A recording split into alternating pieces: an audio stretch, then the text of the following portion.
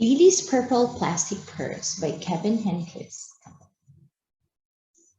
Lily loved school. She loved the pointy pencil, she loved the squeaky chalk, and she loved the way her boots went clickety clickety click down the long shining hallways. Lily loved the privacy of her very own desk. She loved the fish sticks and chocolate milk every Friday in the lunchroom, and most of all, she loved her teacher, Mr. Slinger. Mr. Slinger was as sharp as a tack. He wore artistic shirts, he wore glasses and a chain around his neck, and he wore a different colored tie for each day of the week. Wow, said Lily. That was just about all she could say. Wow. Instead of greetings, students, or good morning, pupils, Mr. Slinger winked and said, howdy. He thought that desks and rows were old fashioned and boring. Do you Rodden think you can handle a semicircle?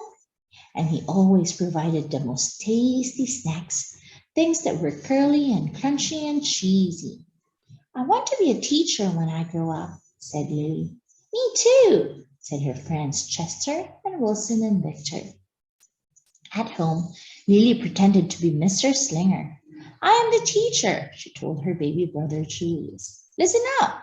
Lily even wanted her own set of deluxe picture encyclopedias. What's with Lily? Asked her mother. I thought she wanted to be a surgeon or an ambulance driver or a diva, said her father. It must be because of her new teacher, Mr. Slinger, said her mother. Wow, said her father. That was just about all he could say. Wow. Whenever the students had free time, they were permitted to go to the light bulb lab in the back of the classroom. They expressed their ideas creatively through drawing and writing. Lily went often. She had a lot of ideas. She drew pictures of Mr. Slinger. She wrote stories about him too. During sharing time, Lily showed her creations to the entire class. Wow, said Mr. Slinger. That was just about all he could say. Wow. When Mr. Slinger had bus duty, Lily stood in line even though she didn't ride the bus. Lily raised her hand more than anyone else in class, even if she didn't know the answer. And she volunteered to stay after school to cut erasers. I want to be a teacher when I grow up, said Lily. Excellent choice, said Mr. Slinger. One Monday morning, Lily came to school especially happy. She had gone shopping with her Grammy over the weekend. Lily had a new pair of movie star sunglasses, complete with glitter diamonds and a chain like Mr. Slinger's. She had 3 shiny quarters, and best of all, she had a brand new purple plastic purse that played a jaunty tune when it was opened. Lily wanted to show everyone. Not now, said Mr. Slinger. Listen to our story. Lily had a hard time listening. Lily really wanted to show everyone. Not now, said Mr. Slinger. Let's be considerate of our classmates. Lily had a hard time being considerate. Lily really wanted to show everyone. Not now, said Mr. Slinger. Wait until recess or sharing time. But Lily could not wait. The glasses were so glittery, the quarters were so shiny, and the purse played such nice music, not to mention how excellent it was for storing school supplies. Look, Lily whispered fiercely. Look, everyone, look what I've got. Everyone looked, including Mr. Slinger. He was not amused. I'll just keep your things at my desk until the end of the day, said Mr. Slinger. They'll be safe there, and then you can take them home. Lila's stomach lurched. She felt like crying. Her glasses were gone. Her quarters were gone. Her purple plastic purse was gone. Lily longed for her purse all morning. She was even too sad to eat the snack Mr. Slinger served before recess. That afternoon, Lily went to the light bulb lab. She was still very sad. She thought and she thought and she thought, and then she became angry. She thought and she thought and she thought some more. And then she became furious. She thought and she thought and she thought a bit longer.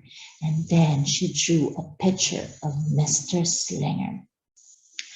Big, fat, mean Mr. Stealing teacher. Right before the last bell rang, Lily sneaked the drawing into Mr. Slinger's book bag. When all the students were buttoned and sipped and snapped and tied and ready to go home, Mr. Slinger strolled over to Lily and gave her purple plastic purse back. It's a beautiful purse, said Mr. Slinger. Your quarters are nice and jiggly, and those glasses are absolutely fabulous. You may bring them back to school as long as you don't disturb the rest of the class. I do not want to be a teacher anymore when I grow up, Lily said as she marched out of the classroom. On the way home, Lily opened her purse. Her glasses and quarters were inside, and so was a note from Mr. Slinger. It said, Today was a difficult day, tomorrow will be better. There was also a small bag of tasty snacks at the bottom of the purse. Lily's stomach lurched. She felt like crying. She felt simply awful. Lily ran all the way home and told her mother and father everything. Instead of watching her favorite cartoons, Lily decided to sit in the uncooperative chair. That night, Lily drew a nice picture of Mr. Slinger and wrote the story about him too. Lily was really sorry. Lily's mother wrote a note, and Lily's father baked some tasty snacks for Lily to take to school the next day.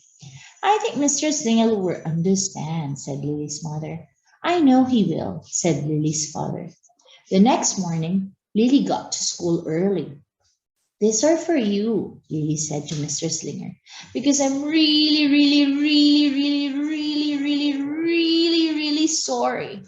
Mr. Slinger read the story, and he looked at the picture, and he read the note, and he sampled the snacks. Wow, said Mr. Slinger. That was just about all he could say. Wow. What do you think we should do with this? Asked Mr. Slinger. Could we just throw it away? Asked Lily. Excellent idea, said Mr. Slinger. During sharing time, Lily demonstrated the many uses and unique qualities of her purple plastic purse, her shiny quarters, and her glittering movie star sunglasses. Then she did a little performance using them as props. It's called interpretative dance, said Lily. Mr. Slinger joined in. Wow, said the entire class. That was just about all they could say. Wow. Throughout the rest of the day, Lily's purse and quarters and sunglasses were tucked safely inside her desk. She picked at them often, but did not disturb a soul. Right before the last bell rang, Mr. Slinger served Lily's snacks to everyone's delight. What do you want to be when you grow up? Asked Mr. Slinger. A teacher, everyone responded. Lily's response was the loudest. Excellent choice, said Mr. Slinger. As the pupils filled out, filed out of the classroom, Lily held her purple plastic purse close to her heart. Mr. Slinger was right. It had been a better day. Lily ran and skipped and hopped and flew all the way home. She was so happy, and she really did want to be a teacher when she grew up. That is, when she didn't want to be a dancer or a surgeon or an ambulance driver or a diva or a pilot, a hairdresser or a scuba diver.